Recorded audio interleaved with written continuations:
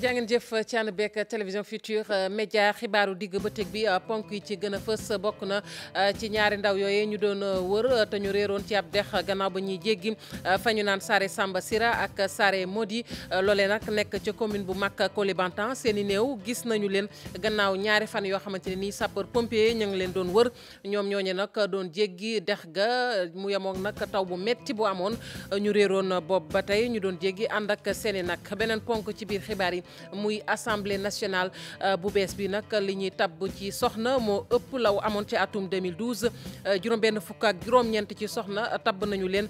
député ñaar fukk ak juróom-ñaar yi ñu ngi leen tabbee ci liste départementale yi lu toll ci ñeent fukk ak ñaar ñu jëlee ko ci liste nationale yi observatoire national de la parité di rafetlu lu ni mel ni ñu ko xamee nag gannaaw recours yoo xamante ni defoon nañu ko muy nag coalition yu doon ñaxtu ci woteeg faluk député bi beesu ak conseil constitutionnel la mu ca dogal mu soxal nag résultat yi ñu bàyyee ko nañu ko amale woon verdict boobee nag ñu gis ni ku jég politique gi ànduñu ci benn yoon ndax tey ji recours sax mënati naa am ak li xew yépp maître Baba Diop avocat à la cour mooy ganu xibaar yi daañu ko dalal ci kanam tuuti tàggat yaram daañu wax ak sunu gaynde yi fas yéene jongante ak Burkina Faso liste ba sotti na ñaar fukk ak juróom-benn gaynde yi kon xam nañu leen jongante bi nag ñaari fan lay doon ak juróomi fan ci weeru septembre match boobee nag bokk ci éliminatoire mondial 2018 yi ñu fas yéene amal ca Russie. Aliou Cissé daal di fësal boobee liste ñu jàpp nag ci Moussa Konaté mi nga xamante ne dafa dellusiwaat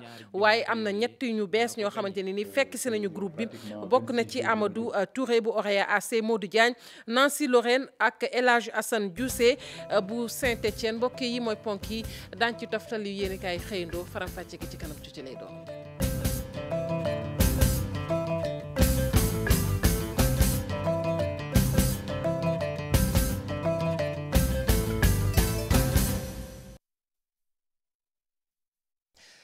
jàngeen jëf ci ànd beeg télévision Futurs Médias xibaar yi ñu tàmbali ko ak ñaari ndaw yooyee réeroon ci ab dex gannaaw ba ñuy jéggi fa ñu naan Saare Samba Sira ak Saare Modi nekk ca commune bu Koulibantang seen néew nag gis nañu leen gannaaw ñaari fan yoo xamante ne nii sapeur pompier ña ngi leen doon wër ñoom ñooñu nag doon jéggi dex ga ànd ak seen i nag booba nag lanu réer ba ñuy jéggi nag taw bu metti moo amoon ci diwaan boobee ndaw ñooñu nag ci fàttali ñi ngi toll rek ci diggante ñaar fukki at ak juróom jàpp fanweeri at dinañ ci delsiwaat ak suñu naataango ba ca diwaan ba ni ñu ko waxee woon ci ponk yi muy nag assemblée nationale bu bees bi la ñu seetlu nag mooy li ñu tabb ci soxna daal moo ëpp bu ñu ko méngalee ak atum 2012 ndax juróom-benn fukk ak juróom-ñeent ci soxna kon tabb nañu leen député atum 2012 juróom-benn fukk la woon ak ñeent loolee nag observatoire national de la parité rafetlu na ko bu baax a baax mu joon ci janook taskatu xabaar yi ñu jàpp nag ne ci lim googu tamit ñaar fukki ak juróom-ñaar ñu ngi leen tabbee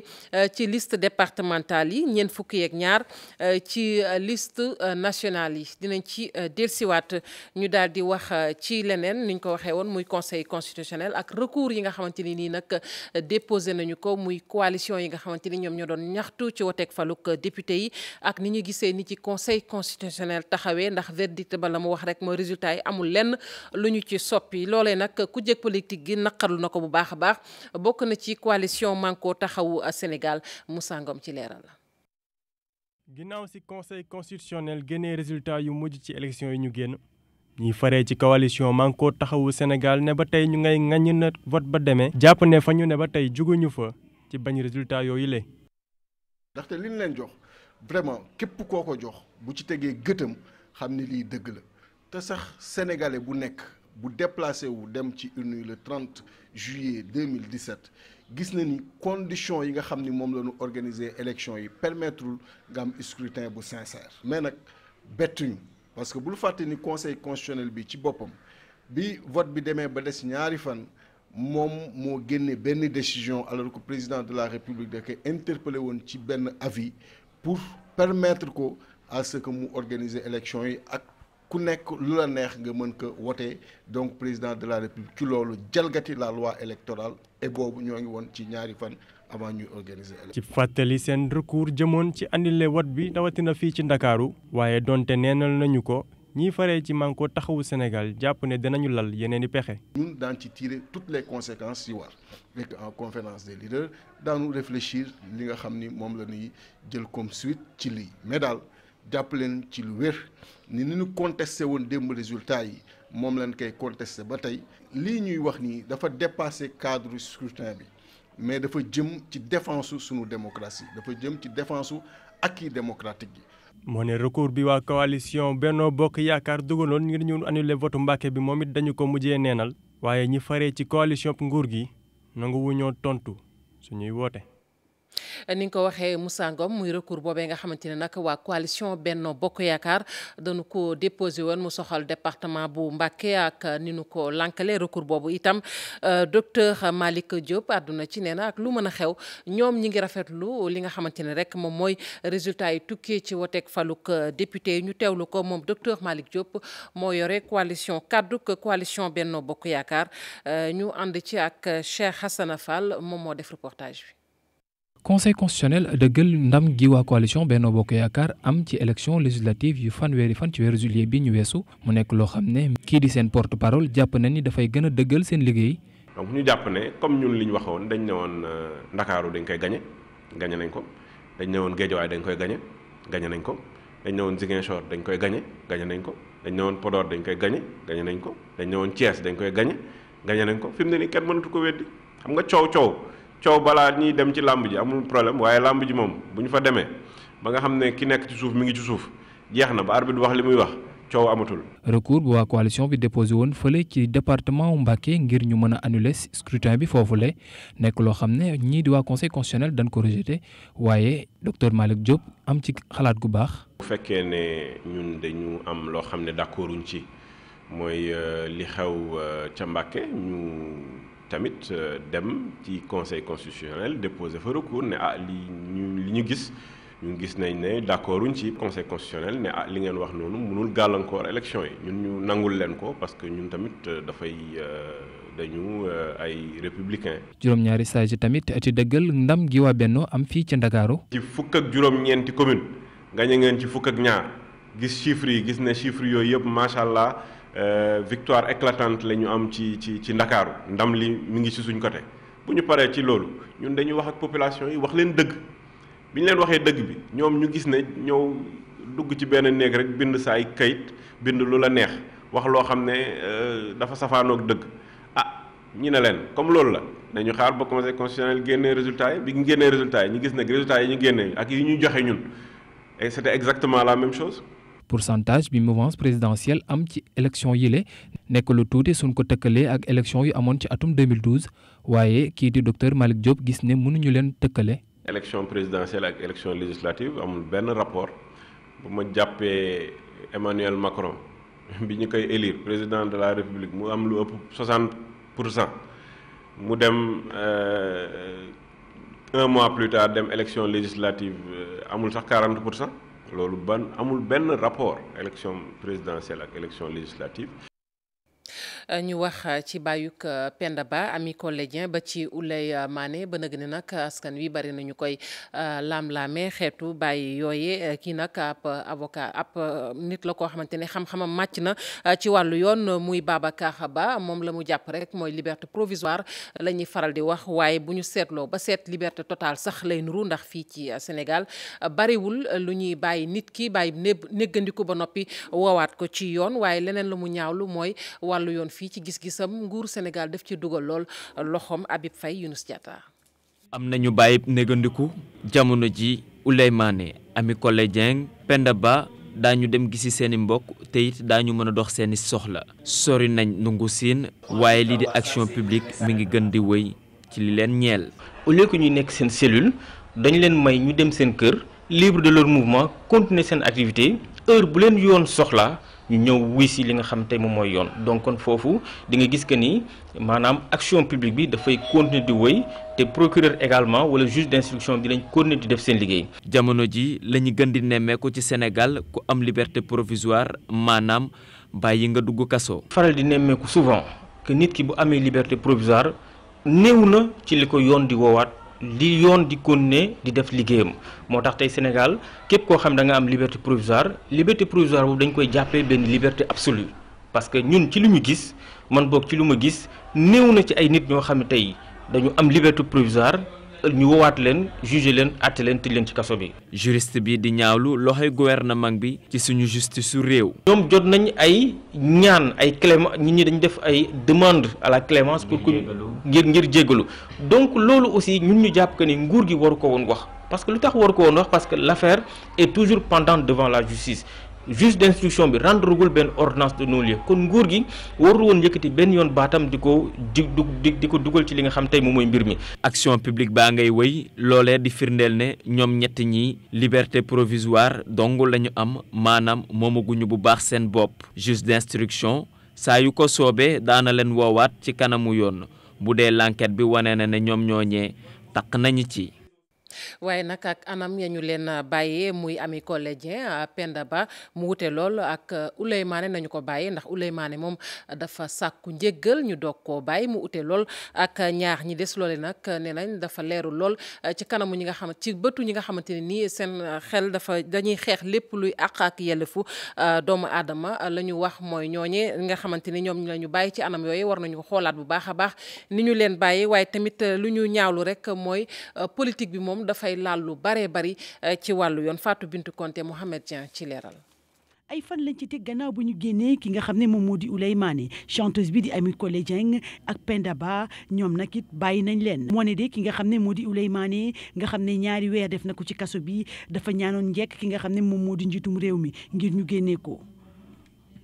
boobu ba léegi kenn defu ci woon dara mu nekk jaxasoo bu rëy ci bopp nit ñi. jaxasoo na gaa moom gis nañ ko moom parce que ben nag c'est heureux c'est tant mieux pour les libérer et encore que état de droit la ñu am Sénégal muy defaat encore ay efforts yu mu war a def pour mën a moytu xel mu jaxasoo ci diggante politique ak judiciaire. li ko ci gën a métti ci mbir mi sax moom mi di défenseur des droits de l'homme bile moo di li nga xam ne moom moo di politique ñu dugal ko ci lii di judiciaire ci mbir moomee. boo déggee porte-parole gouvernement. sama xarit la di wax ni def commentaire ci libération bi dafay nekk pour ñun benn maladresse parce que xëy na procureur bi mënoon na ko wax wala juge bi en personne mais juge bi comme dafa am droit de réserve yaakaar nañ ni mënoon nañ ko bàyyi noonu rek mais bañ a def commentaire boo xam ne day wane ni immixtion dafa am loxo bu judiciaire bu exécutif bi bu gouvernement bi dugg na ci mbir mi loolu moom kenn nattam léew ko. li mu ciy rafetlu rek mooy jamono ji libéré nañu leen ñoom xale jigéen yooyu gannaaw sax bu ñu seetloo nii la ñu def xaw naa ëpp tuuti. waaw loolu xam nga pour ñun dañuy ñaan. nii loolu rafet na ci ñu bàyyi ay xale yu jigéen ñu bàyyi leen ñu liberté la ñuy ñaan parce que dañ ne liberté mooy la règle l'exception mooy emprisonnement pour ñun moo mujj juge ak procureur dañu war a bàyyi di gaaw a emprisonné nit. ñeen emprisonné woon ngir offense au chef de l'État ak tamit saaga ñi nga xam ne ñoom mooy askan wi Ouleymane Ami Collé Dieng ak ki nga xam ne moom moo di Penda Ba jamono ji bàyyi dëggandiku rek la ñu am ndax li nga xam ne mooy lañ leen li nga xam ne moom lañ leen di toppee boobu ba léegi ma ngi tegu ci seen ndox. ñi di ko jaajëfal bu baax Fatou Bintou Konté ñu ko waxee woon ci ndorteel li juróom-benn fukk ak juróom-ñeent ci soxna tabb nañu leen ci faluk député yi weesu muy assemblée nationale bu bees bi loole nag bu ñu ko méngalee ak atum 2012 ak yokkute am na ca observatoire national de la parité di rafetlu nag bilan bi tukkee ci législative yi ci lim googe nag jàpp leen ni ñaar fukk ak juróom-ñaar ñi ngi leen tabbee nag ci liste départementale yi ñeent fukki ak ñaar ci liste nationale yi ONP tey ji doon ci janook taskatu xibaar yi di saprera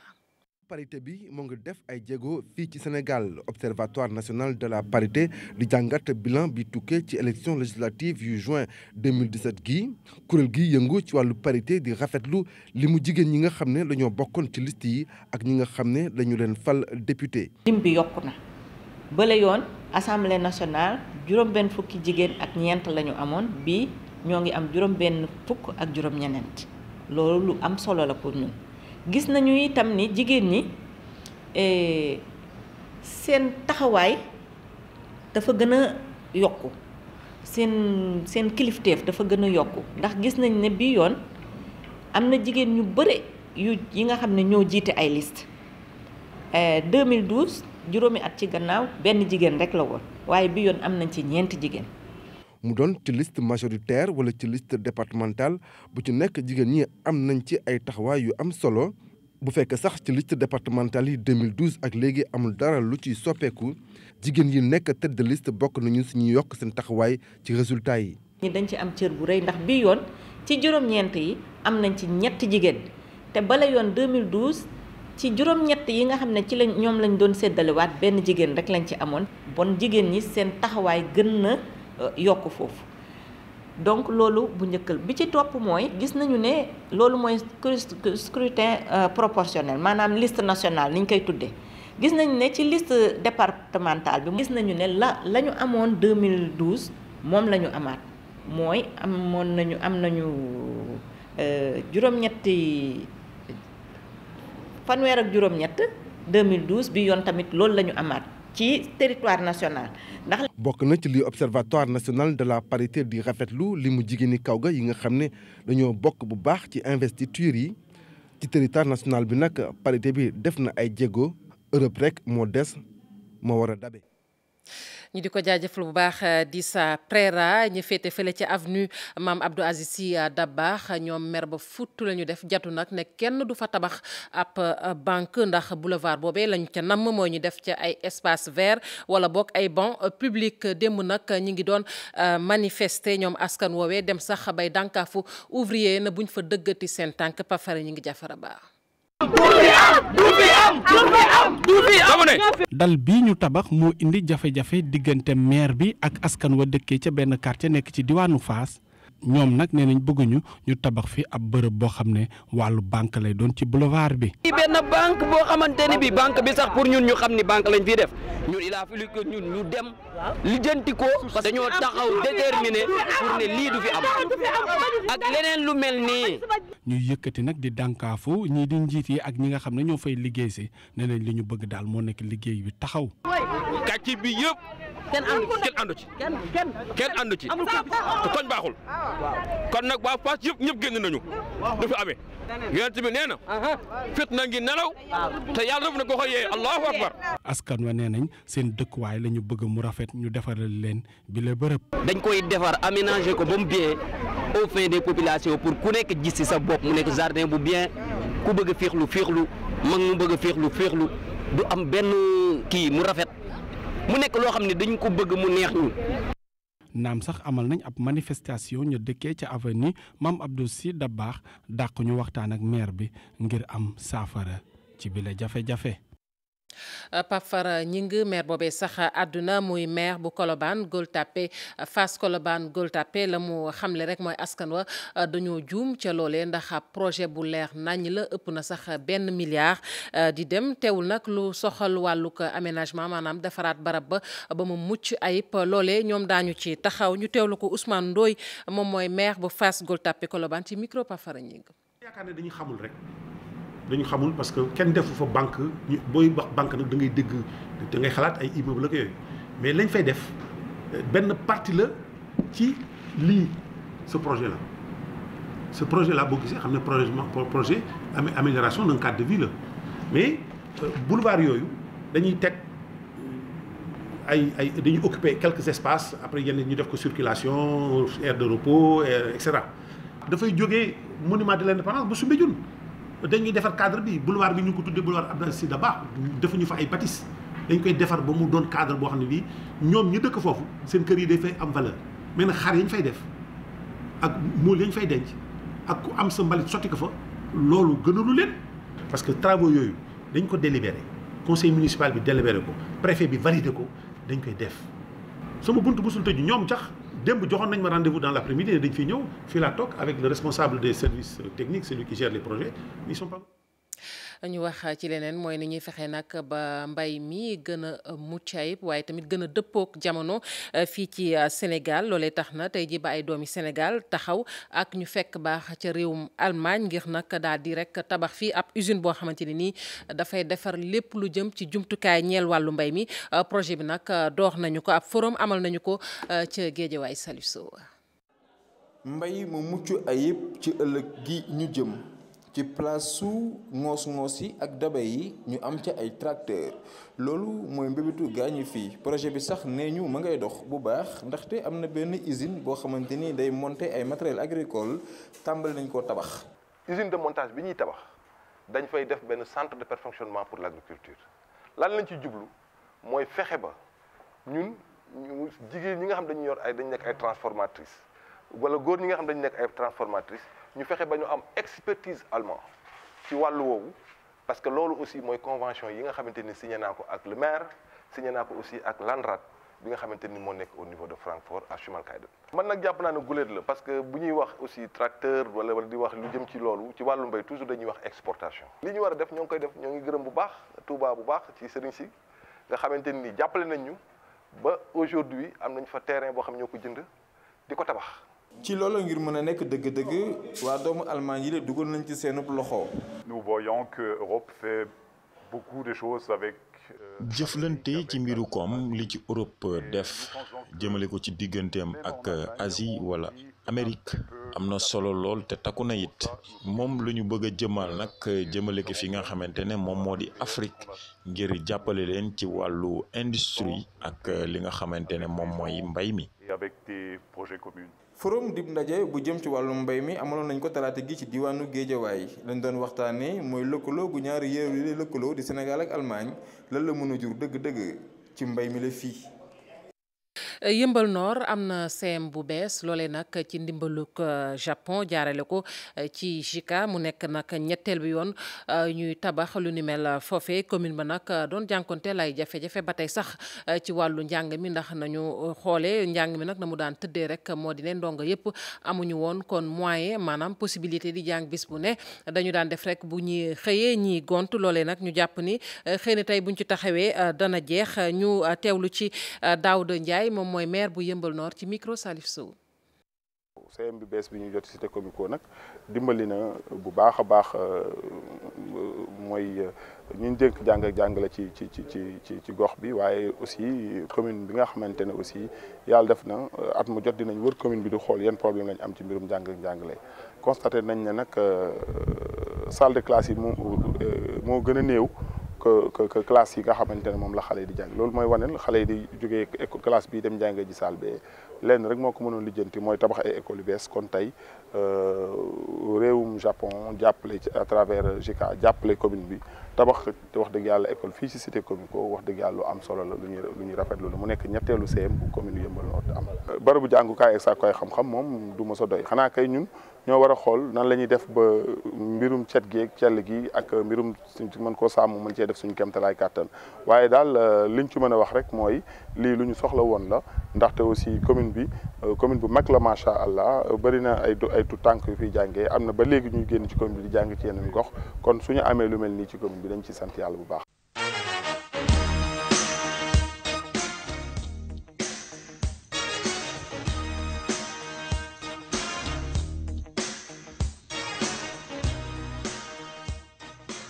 nañu ci tàggat yaram waaye laatu loolu nag ñu jéggalu ci gan gi ñu waroon dalal muy maître Baba Diop mu am rek gàllankoor ñu ci jéggalu bu baax a baax tàggat yaram ni ñu ko waxee woon ci ndorteel li jeex na fës na fi mu ne nii muy ñaar fukk ak juróom-benn gaynde yi fas yéene jongante ak Burkina Faso Aliou Cissé nag daal di nay fësal kon liste boobee match bi nag ñaari fan lay doon wala bokk match yi ñaari fan ak juróomi fan ci weeru septembre loolee nag bokk ci éliminatoire bu mondial 2018 bu ñu war a amal fële ca Russie ñu jàpp nag ñëwaatuk kii di Moussa Konaté waaye ñetti ñu bees ñoo xamante ni nii daañu fekk si groupe bi muy Amadou Touré bu Orea AC Modou Diagne bu Nancy Lorraine ak El Hadj Assane Diousé bu Saint-Étienne tey jii la doon janook taskatu xibaar yi moom Aliou Cissé Habib Faye Ababacar Camara. club yi ñi ngi doog a door championnat bu yees fii ci Sénégal moom footballeur yi ñi ngi ci vacances ñaar fukki gaynde ak juróom benn Aliou Cissé tabb na leen ngir ñu fas yéene jàkkaarloog Burkina Faso match yooyee ñeel éliminatoire coupe du monde 2018 ba ñuy amalee ca diwaanu Russie moom mi tàggat ndaw ñi am yaakaar ne ñaari jongante yooyee dana ko gagné. tey pratiquement 26 jours yu ma jël yëpp xëy na kenn wala ñaari joueurs ñoo ci am problème yooyu di ci sant yàlla bu baax a baax je pense que dinañu ñëw ci forme bu baax forme mentale ak forme physique. liste bu bees ak i joueurs yu bees Pape Amadou Touré ak kii di Modou Diagne ñoom dal si nañ ci biir équipe bi lañ ci gën di nemmoo ko itam bokk na si dikkaat bu Moussa Konaté ngir gën a yokk dooley attaque bi. li may xaar ci Moussa mooy que mu gën a joxewaat moo gën a fas jom pour justement lu ñuy xaar ci moom ci attaquant mooy dugalay but mu mën ko def Modou Diagne mu nekk xale boo xam ne jeune footballeur la mi ngi Nancy mais xale boo xam ne tam xale bu xarañ la gis nañ ko ak équipe olympique yi. Amadou Touré moom ku bees la moom tamit nga xam ne fii joué na ci championnat bi fii moom Oroya la nekk fële Guinée moo ko Khadim Ndiaye ñooy joué ma gis ni que lu muy def ak clubam tamit lu intéressant la. ñaari match yu mënta yem benn yoon moom Aliou Cissé gis ne Burkina Faso moom rek moom mooy seeni adversaire bi gën a dëgër. suñu adversaire direct ci poule bi mooy Burkina Faso après xëy na mën nañ ci teg Afrique du Sud donc yàlla def na nag ñoom lañuy recevoir mu nekk équipe bu baax mais gëm naa ni que tey Sénégal am na qualité boo xam ne am na ay joueurs yoo xam ne waruñu tiit ci match boobu. Sénégal jël ñetteeli place bi ci ginnaaw Afrique du Sud ak Burkina Faso fas yéene jongante ci ñaari fan ak juróomi fan ci weeru septembre gi. ab ndërmellu séntu wuñ ko ci benn yoon baalu ko mooy du am ñaareeli participation ci coupe du monde. Abi Faye ñu leen cay ñaanal ndam sunu gaynde yooyee reportage bis bi nag ñu jagleel ko plage yi ak jamono yi 15 août ni ñu koy nemmeekoo saa su ne plage yi nag di xumb lool ndax bari na ñu fay daje di bégal seen xol fële ca plage bu Ngor itam seetlu gi genn la muy mag ak ndaw bari woon na lool ñu fa tase woon ngir féexal seen xol ci 15 août bi di fësal Assomption foofee nag ñu gis ni sax wàllu kaarange ga taxaw nañ ci bu baax a baax dañ ci ànd ak Mohamed Diong. fii ci plage Ngor Virage bëri na ñu fi teew ci jamono yi naam vacances la ñu nekk. On est à la plage de Ngor en vacances. On vient profiter du bon temps chez nous. Ça fait plaisir de venir ici, de se ressourcer, de retrouver nos terres. Écoutez, passez une bonne fête, passez de bonnes vacances pour ceux qui sont ici. ndaw ñi bëgg nañu trop surtout su fête amee. 15 jours bi rek dañu ñëw pour fexal suñu xol rek moo tax. noo gisee plage bi. neex na y a beaucoup d'ambiance et tout neex na daal fexal suñu xol rek. sol seen lu woyof relax yore sac ñii dañoo ñëw tey pour traverser dem l'île de Ngor. sécurité fii ci plage bi nag soxal na leen lool moo taxit ñi yóbbu duñu bàyyi mukk kenn dugg ci gaal pour traverser te solul gilet de sauvetage. ci conseil bi may joxe rek mooy ñun moom de notre côté ñu oblige nit yi à ce que ñu sol seen gilet de sauvetage xam ngay embarqué ci gaal bi toog benn place gaal bi yóbbu leen andiwaat leen aussi retour dañuy def la même chose ci kàttanu Yàlla comme ça ñëpp nekk ci jàmm daal. ci 15 août bi muy jour férié tamit ndaxte di feetu chrétien yi ñu bëri ñu ngi teew fii ci plage ju Ngor ngir profité ci occasion bi. Mohamed Diong ñu di koy jaajëfal ñu ànd yër xët yu njëkk yu yéenikaay ak borom jërë ngeen jëf. jërë ngeen jëf ñi jëlee woon ay neen yu dul jeex ci wotey député yi dem leen ak seeni nen ñi ca gañe sant leen yàlla ña ca perte gëm leen yàlla ci gàttal lii la conseil constitutionnel dogal ci wotey législatif yi fi woon bi leen soleil national yéenekaay bi nee nañu conseil constitutionnel validé na résultat provisoire yi woon ci élection législative yi fi woon fanweeri fan ci weeru sulet gëla ñu génn mboolem recours buñ ko joxoon doon ca sàkku ñu annulé ci ay wot conseil constitutionnel dafa gànta recours yi maanaam daf leen a rejeté l'observateur moom it xëy ñu ko waxee noone ci xëtamu njëkk juróom-ñaari sage ca conseil constitutionnel rejeté nañu mboolem recours bu ñu leen joxoon ba noppi dëggal résultat yi cour d'appelum Dakaaru joxe woon libération nañu recours ñu yóbbuloon conseil constitutionnel tolloon na ci juróom-ñetti recours waaye lépp la siis ya taxañ sànni ca sën ba anki dina kay nañu scrutin validé Macky Sall ak waa këram mbégte mu rëy la ñu àndal ci dogal bi conseil constitutionnel jël ci jamono joj opposition bi moom mi ngi ci tonk gu mat sëkk juróom-ñaari sage ya ca conseil constitutionnel ak dogal bi ñu jël Le Quotidien la mu ca gis moo di dogal bu dalum xel cette sage décision recours yëpp la ñu delloo seeni borom li waral ba ñu rejeté leen mi ngi ci biir yéenekaay bi yéenekaay beneen bu xëy ci moom li mbir moo di Walfadjri moom dafa gis ne juróom-ñaari sage ca conseil constitutionnel dañoo daw res ñii di waa Y'en a marre nag journal bi nañu ñoom fas ñu ko yéenee bàyyi mu seede no ne nee nañu dañuy porter plainte état bu Sénégal ku ne plainte ne justice ku ne justice xel dem ci waykat bii di Ami Collé Dieng l'observateur nañu Ami Collé Dieng génn na ca kaso ba muy moom di Penda Ba doyen des juges Samba Sall moo leen may liberté provisoire waaye nag taxul ñu tàggoo ak yoon li ñu leen wax moo di mën ngeen a génn kaso waaye dem leen toog déglu justice bi direct info nañu Ami Collé Dieng ak ak Penda Ba am nañu liberté provisoire anki dina kay nañu état bu Sénégal moo teggi tànkam moo dellu gannaaw ci yëf yi ba tax ñoom ñaar ñooñee amee liberté provisoire. journal Le Témoin nañu kii di Ami Collé Dieng ak Ouleymane ma ñu njëkk a bàyyi may ko liberté provisoire mu génn kaso ñoom ñaar ñëpp bu ñu génnee ci kaso bi nañu ko sante Penda Ba moo leen sauvé kan wala lan moo mën a sauvé Idi Thiam bu Unacois bi leen Les Échos li ko dal moom Idi Thiam njiital Unacois yéenekaay bi nañu moo di waa police ñu ngi koy wër gu mitti démb ba léegi ne Unacois dafa xar ñaar gile lang moom Idi Thiam moo ko jiite geneen lang ga Alla Dieng ak ñi mu àndal ci Unacois gi mu jiite dañoo bëgg a organiser ab gala ajuma ji di ñëw